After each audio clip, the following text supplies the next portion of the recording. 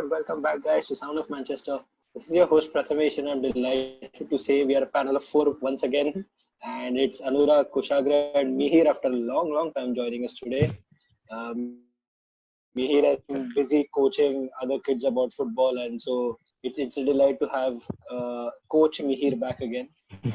Obviously, yesterday's game was a little bit of a disappointment in so many ways that we wanted all the 3 points in our final home game, which we couldn't get.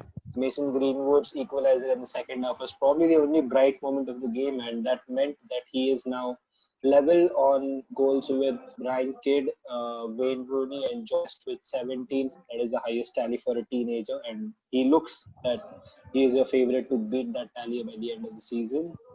The game wasn't as exciting as the start is. It really wasn't. It was a dull game, and we didn't get the result. But anyway, we had to get a draw at Leicester, no matter what the result was yesterday. So our focus still remains the same. Anurag, it was really a dull game, wasn't it, yesterday? What would be your initial thoughts on it? Hi Prathamesh, hi Mihir, hi Kushagra. I hope all of you are doing well. So yeah, I think there's nothing to say. It was a pretty tired affair from our midfield. Uh, Everyone looked a bit jaded, and Bruno was trying his. I think Bruno, although he didn't have the best of his games, I think we could still see he was trying to put those through balls in, especially when Aaron Wan-Bissaka came in. I think he linked up well with Aaron Wan-Bissaka. He was trying to uh, put some balls towards him, and there was a chance where Martial had a good open shot at not a clear chance, but a half chance Yeah. where it was the whole lead up to that chance. Bruno did really well. So there were very few promising moments in the game. One of them led to a goal. Uh, that the moment the ball left from the foot of Mason Greenwood, that just flew. And every time, if we look at each one of Greenwood's goals, the ball just flies off his feet, and that's something you don't often see. And the consistency at which Greenwood keeps doing it, I think that's magnificent. And besides that, yeah, one moment to forget for Paul Pogba. He is in one way to be blamed, and at the same time, you can't really blame him for saving his face. Right, the shot did come in a bit quickly. Instinctively, sometimes that could happen. So, besides that, there was not a lot to talk about. Eventually, we got a point. I just want to say the journey eventually doesn't matter at this point in time. We have to reach the destination, and I just hope that happens. Yeah, the destination is obviously Champions League football for next season. We are in a good position right now. We are third in the league table, and we only need a point against Leicester City to qualify for the Champions League. If we win, that's better because then we would finish third, and it would be automatic qualification, no qualification round matches as well. Mihir, Anurag did mention about Paul Pogba's incident. You being a coach yourself might have seen a lot of players trying to get away from the ball in such situations. How is your take Right. on that situation? Yeah. So I don't think that Paul Pogba would have been able to do anything much than what he did. But when I looked at the replay, I thought that Pogba, he wasn't very attentive, or rather, he didn't expect the ball to come at him. So I would say that was a loss of concentration from him, and that is why he rather than maybe getting out of the way or maybe putting his body on the line, I think that is what Ole expects from his players. That is what a lot of players have been doing throughout the season. So I, I wouldn't blame him, but at the same time, I would blame him for not paying enough attention. And well, excited to be back here again. Much more exciting than the game, of course. And uh, yeah, we made a bright start. I think the first 4 5 minutes we played quite fluid football, or we wanted to get out of the blocks quickly. And sorry, It's okay. It's yeah, and we looked fatigued. And as Prathamesh mentioned, we need to get something out of Leicester, irrespective of what yesterday's result was. So that's where I think that Solskjaer error maybe in team selection. I think yesterday we should have played our B team rather than maybe rather than the FA Cup. And like especially someone like McTominay, he didn't start the FA Cup, nor did he start yesterday. So that's just going to add to the fatigue of someone like maybe Matic. And we need, and irrespective of what happens against Leicester, we needed everyone fresh. We needed everyone better than maybe what they were in the last 2-3 games against Leicester. And perhaps that's what concerned me a bit yesterday. Yeah, it was concerning because we really haven't been able to give up players the rest. Our squad depth again has been an issue. We haven't been able to put the quality on the field to replace Pogba, Bruno, Matic, or even for that matter, for Rashford, Martial, or Greenwood. We don't have a backup player. So it is really difficult for us. Kushagra, the game in overall was a very dull one, but we did have a couple of bright moments. Greenwood's goal was obviously one of them. But yesterday, I felt personally that except for probably, I'd say probably even Greenwood looked a tad tired or tad casual. But all of the players yesterday did look casual. Even Aaron Wan-Bissaka, when he came, his first touch was very loose. And there were a lot of players who were committing that same mistake time and again within the match, which is where the game got away really.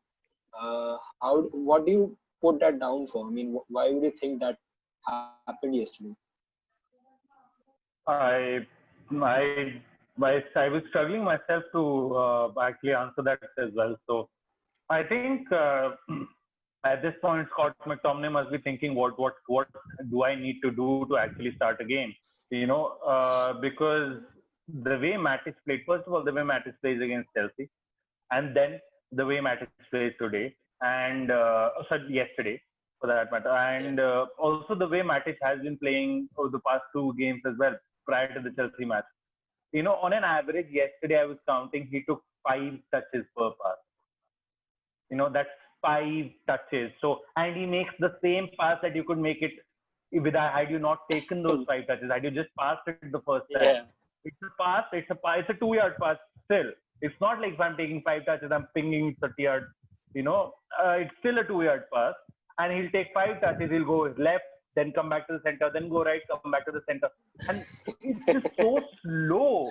It's so slow. And, that is what we were abusing Matic about the entire year last year. He has a good 2 months. United give him a 3-year contract. He's back to what he was. So, I mean, you should be careful. You need to be business savvy. I don't understand how this man talks about being a marketing guru and a sponsorship genius, and then he makes contracts like these. So I don't understand that. That's something that goes beyond my head. But yeah, as far as the team is concerned, as far as the performance is concerned, it's been insipid. It's been quite aimless. Yesterday there was a point wherein these guys were playing passes without any forward intent. If you see, our defense keeps passing it side to the side, and when it eventually comes, what will happen is De Gea will play a risky pass to either Lindelof or Maguire. All of the United fans would be biting their nails, hoping that somehow someone clears the ball or it reaches one of the flanks. And you're constantly muttering under your breath that why the hell are we playing out from the back when we can't play out from the back? But still we try to play out from the back. 50 to 60% of the times we're able to get it out. A lot of times we create pressure for ourselves from that. Sometimes we've conceded as well. So all of that combined leads to a massive problem for United. As far as your question about the midfield is concerned, there is a genuine issue. There is a genuine issue. First of all, the squad is over-reliant on Matic. Matic has looked better than he is this lockdown.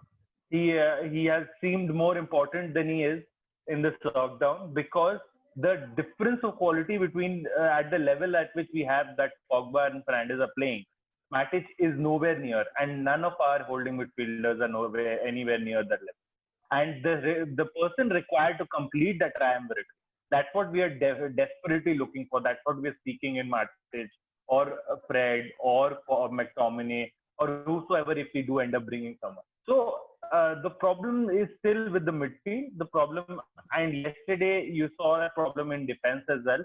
These guys hold on to the ball for far too long. They don't pass it ahead, and by the time it reaches, if you remember, Peter Drury said it like 5 times during the match. The problem for United is they're playing in front of West Ham, not behind West Ham. The defense has everything ahead of them. I think him and the co-commentator mentioned it so many times. Like it just felt childish after a point because you can't. So yes, I agree they're sitting in a low block. But if you see, they were looking to press and counter when they had the opportunity. Even then, our passing failed. Our passing was short of the mark. It was shoddy. Couldn't Rashford couldn't control the first touches. Martial had a good moment. Martial had a few good other moments. Greenwood had a few good other moments individually, but all in all, they do not have a good game. Again, but the three of them, you cannot blame them. They don't have opportunities. They do not have anything, any service coming from midfield. So it's the same problem, man. We've been talking about this problem for the whole season now. I think Kushagra himself could do a review of the game. It was that it was that precise what he just said. We do really have a problem in midfield, and I think coming to something that is what we saw yesterday. Just a quick question to you guys: did we actually see a Matic replacement yesterday on the football pitch in Declan Rice? Anurag, you may go ahead. I'm sorry, can you repeat the question? Did we see Declan Rice probably as a replacement for Matic yesterday? What do you make of his performance this season and especially yesterday? See, I've been watching a lot of Premier League games this season than I ever did in my life, and I've seen a lot of Declan Rice, and my answer would be no. And he is one of those players when the motivation is very very high, he is going to bring up his best. Maybe playing every game for United, if he's a United player, playing every game for Manchester United could be a great motivation for him. Maybe, but I don't think so. I think there are better alternatives, especially if the likes of Thomas Partey or Wilfred Ndidi are available, just in case. I think Declan Rice will be low down the wish list because West Ham also have put a price tag in excess of 70-60 million, if I'm not wrong. Yeah, And 75 million. They have. yeah, absolutely not. Man. I don't see that as a really, and that will become another Harry Maguire thing, and that's just the red passport thing. You really don't want to do that again. That's horrible. And if we really spend 75 million for Declan Rice, irrelevant of how that goes out and how that pans out, the decision, I don't think I'd be really happy. Yeah, I think it would be overpaying huge amounts. I mean, people have been calling Harry Maguire glorified Phil Jones. We might have another version of glorified, I don't know who in midfield now. So uh, I think that would be a glorified version of Chelsea's Billy Gilmore. I don't know. But Mihir, you have been a coach. Yeah, as you have been a coach now, you've seen our midfield. It's not ticking as well as it should. We have a real problem with our holding midfielder. We do have Scott McTominay is more of a box-to-box midfielder. Do you think that he can really be molded along with Matic and then being made into a holding midfielder, or do you think we need to look out for someone else? Here you are on mute. Sorry. Yeah, he definitely does have the physical attributes of becoming a top class holding midfielder. He's got that physical part of the game, and he doesn't really have the creativity to really be that box to box midfielder, or maybe transform to someone like Bruno or Pogba. So I think if he wants to make the United side, if he wants to start for United week in week out, or at least even be considered as an option, then he's much more better suited to fill in Matic's role. And yeah, I don't really think that Declan Rice is the perfect option, especially when we have someone like Scott McTominay. Yeah, I think if Scott definitely has a physicality to play in holding midfield, he does have a good defensive aspect to his game as well. He makes certain good tackles. His positioning is better than what it was when he started. I think he played against Sevilla in the Champions League away from home, and that day we really saw what how his defensive aspect of the game really can be. Yeah. And since then, he has only evolved and become a much better midfielder this season. Kushagra, your final thoughts on what do you make of the overall performance and how we can take this on to Leicester? Not inspiring at all, man. The performance the last 2 weeks, all of the matches, they've not really. I think it will be a brave United fan who would say that they're confident of getting a result at Leicester because, uh, in spite of the fact that Leicester lost to Tottenham, I felt in that loss as well they played better than United that United played yesterday. So I watched that match. Leicester did have chances, and Tottenham had like 29% possession. Leicester had like 16 shots on goal. It was just that day that they couldn't score. So I'm not saying that United will have that minimal amount of possession. Even if we have a 50-50 split, the way United have been playing, uh, it'll not be a comfortable 90 minutes on Sunday. So really, really, really disappointed. Though I did blame Solskjaer in the Chelsea game for making way too many changes. Uh, Sort of felt that had he won this match, all of that criticism would have been null and void because the important aspect was this match. And I read on Twitter, someone tweeted, "We rested our entire team for this," and they were right, right? You couldn't have, you could, on one hand you're saying I'm resting my team for the Premier League, and then you get a performance like you did yesterday night. Almost felt like the players were happy with the draw. Pratmesh, you mentioned something at the beginning when you said, even if we had won with a goal or two goals, it wouldn't have mattered. That's the problem. That's the problem of mentality in this club. Solskjaer comes out in the post-match press conference, says you can't beat teams like West Ham 3-0, 4-0, 5-0. I'm sorry, man. Like, you're talking bullshit. Don't talk out of your ass, seriously, because people have done that in the lockdown as well. So post the lockdown as well. So, and it's West Ham. They're 17th. They were 7. Now they're 16th. They were 17th for a reason. So please don't come and you're a legend, and people will always respect you. We all want you to succeed, but don't take fans for fools. That's not the case. You can come out and thrash West Ham. There was absolutely no intent to thrash them. You played good for the first 5 minutes, then you let it be.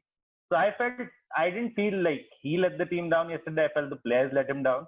But it's just that don't be so optimistic that you're trying to put garlands on pieces of poo. Cover up. So yeah, I don't know. I Why don't know. I let's don't know. see? You can all you can do is paint a turd, right? Still a turd. So it was a horrible performance yesterday. No confidence for Leicester, but let's see. Chelsea lost. That's why it's a good thing that we did this review post the Chelsea results. Chelsea lost, so maybe some sort of there is still a minute possibility Wolves could win at Stamford Bridge, and then we needn't worry. But we don't know. Let's see. Yeah, yeah. I think we need to really get onto a Kushagra Dixit review channel or preview channel himself. It's going to be some fun. But anyway, it was a boring game, but really interesting review today.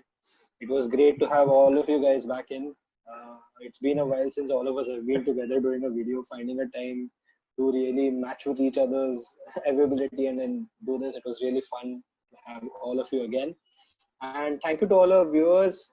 Stay tuned to Sound of Manchester. We obviously have one last Premier League game to go, which is at King Power Stadium against Leicester City, and that is probably a one-off match for the Champions League. And maybe if that result turns out a little freaky, we might have one more playoff match against Leicester. So you don't know how that's going to work out. But anyway, thank you guys. Thank you for tuning into Sound of Manchester. See you guys soon.